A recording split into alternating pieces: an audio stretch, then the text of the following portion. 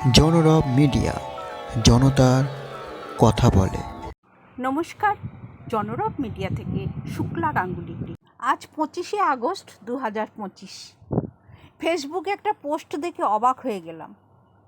ভাইপো ইডির হাতে ধরা পড়েছে।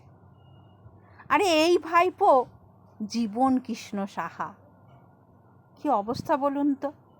যাদেরকে আমরা ভোট দিয়ে নির্বাচিত করে আনি, তারা যদি এইভাবে জনগণের টাকা পয়সা নয়ছয় করে, জনগণ কি করবে বলুন তো? কোথায় যাবে?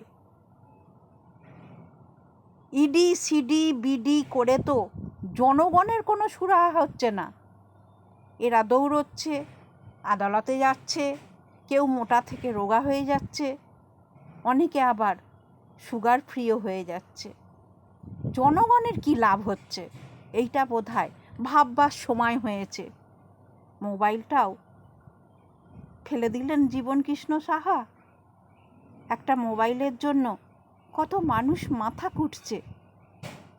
আপনাদেরকে মানুষ বিশ্বাস করে ক্ষমতায় এনেছিল। এ কোন সকাল? রাতের চেয়েও অন্ধকার। বর্তমান সময়ে ছাত্রছাত্রীদের পড়াশোনার কথা বললে বলে পড়াশোনা করে কি হবে? তার থেকে আমি তৃণমূল নেতা হব। আজ জনরব পত্রিকার কলিং নাম্বারে একটা ফোন আসে। তিনি বেশ সুমধুর কণ্ঠে বলেন হাওড়া জেলার সমস্যা তাদেরকে জানাতে। বলি, সাংসদ, বিধায়ক, পৌরসভার নানা কর্মচারী তারা সবাই জানে হাওড়ার কি করুণ অবস্থা। মানুষ, পশু কি অবস্থায় বিভিন্ন ওয়ার্ডে বাস করছে তা অবর্ণনীয়। অপরদিকে কলকাতায় মিছিলে মিছিল নগরী। কেন বাংলা ভাষা? বাংলা ভাষার অমর্যাদা হচ্ছে, কখনোই মেনে নেওয়া সম্ভব নয়।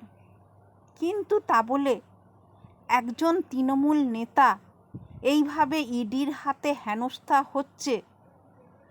এদেরই সাথী অর্থাৎ জীবন কৃষ্ণ সাহার সাথীরা নাচ গান করছে খোদ কলকাতা। জীবন কৃষ্ণ সাহা কি বাঙালি নয়?